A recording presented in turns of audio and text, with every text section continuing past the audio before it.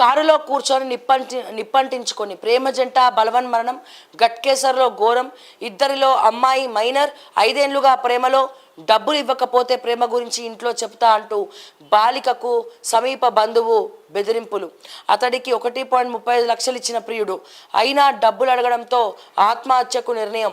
స్నేహితుడి నుంచి కారు తీసుకున్న యువకుడు, లోపల బాలికతో కలిసి ఒంటిపై పెట్రోలు, కారు దగ్ధం, గుర్తుపట్టలేని స్థితిలో మృతదేహాలు. బంధువులకు వాట్సాప్లో సూసైడ్ నోట్.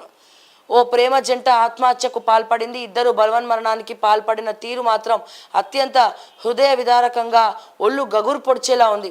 ప్రేమికుల్లో అమ్మాయి మైనర్, ప్రేమ విషయాన్ని ఇంట్లో చెబుతానని బాలికను ఆమె సమీప బంధువు బ్లాక్మెయిల్ చేయడంతో ఆ జంట భయపడిపోయింది. కారులో కూర్చున్న ఇద్దరు ఒంటిపై పెట్రోల్ పోసుకున్నారు. ఏ విషయంలోనైనా, ఏ సందర్భంలోనైనా ప్రజలారా మనం గుర్తుపెట్టుకోవాల్సిందే ఒకటే, మన భయమే మన మొదటి శత్రువు. మన శత్రువు భయము మనకున్నంతసేపు మన శత్రువులు మనతో ఉన్నట్టే. సో మన భయమే మన మొదటి శత్రువు అన్న విషయాన్ని గుర్తుపెట్టుకోవాలి.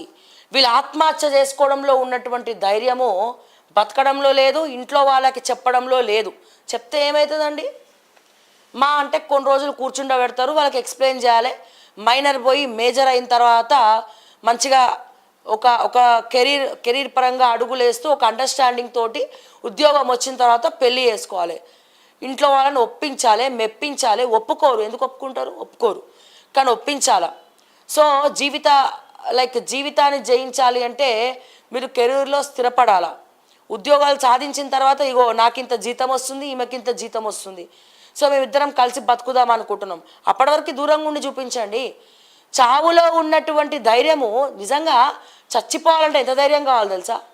ఆత్మహత్య చేసుకోవాలన్నా, చచ్చిపోవాలన్నా, మనల్ని మనం బలవంతంగా చంపుకోవాలంటే మనకి చాలా ధైర్యం కావాలా.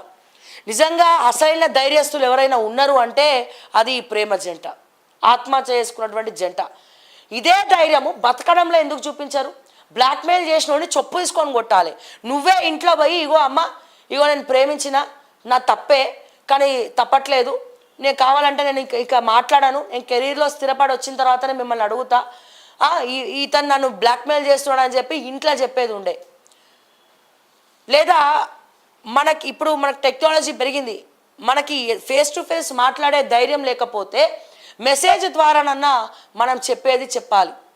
మెసేజ్ పెట్టాను వదిలేసాలి, ఇది పరిస్థితి, తర్వాత ఏదైతే అది అయింది. అంతేగాని ఇదేందండి? బంగారం లాంటి భవిష్యత్తు నాశనం చేసుకోవడం ఏందండి చిన్న వ్యవహారాలకు?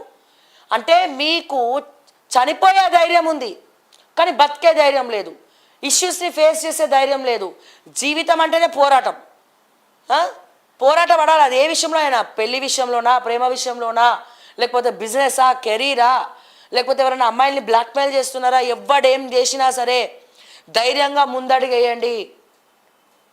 మనల్ని నలుగురు వేలెత్తి చూపిస్తారు కానీ ఏం చేసినా చూపిస్తారు. మనం ఏం చేసినా నలుగురు ఏదో ఒకటి మాట్లాడుతూనే ఉంటారు. సొసైటీకి ఎవరు భయపడద్దు. మన కుటుంబానికి భయపడండి, కుటుంబాన్ని గౌరవించండి, కుటుంబానికి కూర్చోబెట్టి చెప్పండి ఏది ఉన్నా సరే. దయచేసి ఆత్మహత్యలు పాల్పడకండి. మీరు చేసుకున్నటువంటి ఆత్మహత్య రైతు భరోసా కోసమో లేకపోతే ఇంకా దేనికోసమో, రేవంత్ రెడ్డి గారు రైతు భరోసా ఇవ్వకపోతే తస్మాత్ జాగ్రత్త, ఒక సమాజం కోసమో దేనికోసమో పాటుపడేలాగా ఉండాలి తప్ప మన చావు ఒక 100 మందికి స్ఫూర్తిదాయకంగా ఉండాలి, ఒక 1000 మందికి శక్తినివ్వాలి. అంతేగాని మన చావు ఒక బలహీనతమైనటువంటి చావులాగా, అందులో అర్థం పర్థం లేకుండా ఎవడో బ్లాక్మెయిల్ చేసిండని చెప్పి, ఎవడో లవ్ అఫైర్ ఉందని చెప్పి, ఎవడో ఏదో అన్నాడని చెప్పి వాళ్ళ కోసం మనం బతకం కదా. మన కోసం మనం బతకాలి, మన కుటుంబం కోసం బతకాలి. ఈరోజు మనం తిట్టినోడే రేపటి రోజున పొగడేలాగా చేసుకోవాలి. అదే జీవితం అన్న విషయాన్ని ప్రతి ఒక్కరు కూడా గుర్తుపెట్టుకోవాలి. ముఖ్యంగా ఆడపిల్లలు తప్పకుండా గుర్తుపెట్టుకోవాలి. మళ్ళా చెప్తున్నా, మన భయమే మన మొదటి శత్రువు. ఈ శత్రువుని జయిస్తే జీవితాన్ని జయించినట్టే. మన భయాన్ని మనం అధిగమిస్తే మన జీవితంలో గెలిచినట్టే. దేనికి భయపడద్దు, ఎవరికి భయపడద్దు. తప్పు చేసినంత వరకు భయపడకు, తప్పు చేసినా భయపడకు. ఆ తప్పుని సరిదిద్దుకునే ప్రయత్నం చేయి, పశ్చాత్తాపడే ప్రయత్నం చేయి తప్ప ఆ భయం మన చావుకి కారణం అవ్వద్దు అన్న విషయాన్ని మరొక్కసారి నేను ఈ సందర్భంగా తెలియజేస్తా ఉన్నాను. దయచేసి ఇటువంటివి చూసుకొని నేర్చుకోకండి. మీకు అటువంటి ఆలోచనలు వస్తే కౌన్సిలింగ్కి వెళ్ళండి, లేకపోతే ఆడపిల్లలు ఎవరైనా ఉంటే నన్ను ఆశ్రయించండి, ఓకే టీవీకి కాల్ చేయండి. మీకేమైనా పర్సనల్ ఇబ్బందులు ఉన్నా సరే, ఎవరైనా ఇబ్బంది పెట్టినా సరే మాకు చెప్పండి. షీ టీమ్స్ ఉన్నాయమ్మా, బంగారం లాంటి పోలీస్ ఆఫీసర్లు ఉన్నారు తెలుసా. షీ టీము భారతదేశంలో ఎక్కడ కూడా ఎన్నడూ కూడా షీ టీం పనిచేసినట్టు, మన హైదరాబాద్లో సైబర్ క్రైమ్ పనిచేసినట్టు ఎవడు పనిచేయడు. ఎంత క్లుప్తంగా ఉంచుతారంటే మీ కుటుంబ సభ్యులకు తెలియద్దన్నా సరే వాళ్ళు చెప్పారండి. ఆ అమ్మాయిని ఆ విషయం నుంచి ఎట్లా కాపాడాలనేదే సైబర్ క్రైమ్. నిజంగా హ్యాట్స్ ఆఫ్ అండి సైబర్ క్రైమ్ సిసిఎస్ పోలీసులకు. వాళ్ళు అద్భుతంగా పనిచేస్తారు సైబర్ క్రైమ్లో. గర్వంగా చెప్పుకోవాలి, మనకి హైదరాబాద్లో షీ టీం, తెలంగాణలో షీ టీం కూడా అద్భుతంగా పనిచేస్తుంది. మంచి మంచి ఉమెన్ ఆఫీసర్స్ ఐపీఎస్లు ఉన్నారండి.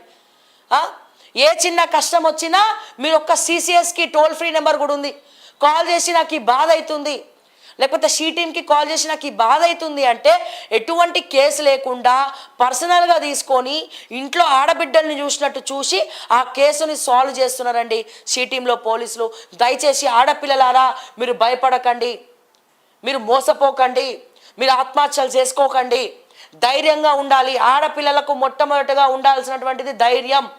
సో ఆ ధైర్యమే మన మొదటి ఆయుధం అన్న విషయాన్ని ప్రతి ఒక్కరు కూడా ఈ సందర్భంగా గుర్తుపెట్టుకోవాల్సినటువంటి అవసరం ఉన్నది. సో టెక్నాలజీ చాలా ఉంది, ఎక్కడైతే మంచి ఉంటుందో అక్కడ కూడా చెడు అనేది ఉంటుంది. ప్రతి ప్రాబ్లంకి కూడా ఒక సొల్యూషన్ ఉంటుంది అన్న విషయాన్ని దయచేసి ఆడబిడ్డలే కాదు ప్రతి ఒక్కరు గుర్తుపెట్టుకోవాలి. ఇప్పుడు అక్కడ అబ్బాయి కూడా చనిపోయాడు ఆత్మహత్య చేసుకొని. అంత అవసరం ఏంది? అంత ఎవరు బ్లాక్మెయిల్ చేస్తే పోలీసులకు చెప్పాలి, ఇంట్లో కుటుంబ సభ్యులకు చెప్పాలి, ధైర్యంగా చెప్పుకోవాలి. సో ఒప్పించాలి, ప్రేమించగానే కాదు కదా, ఇంట్లో ఒప్పించే ధైర్యం కూడా ఉండాలి. ఆ ధైర్యం లేనప్పుడు లైట్ తీసుకోవాలి, ప్రేమించద్దు. సో దయచేసి ఆలోచించండి. నేను ఎప్పుడు చెప్పినా, ఎవరు చెప్పినా, ఎక్కడ చెప్పినా నేను ఒకటే చెప్తా, చచ్చిపోవడానికి ఉన్నటువంటి ధైర్యం బ్రతకడంలో చూపించండి. మన ధైర్యమే మన మొదటి శత్రువు అన్న విషయాన్ని దయచేసి గుర్తుపెట్టుకొని జీవితాన్ని లీడ్ చేయండి. ముఖ్యంగా ఆడపిల్లలు అన్న విషయాన్ని నేను మరొక్కసారి ఈ సందర్భంగా నేను తెలియజేస్తా ఉన్నాను అందరికీ.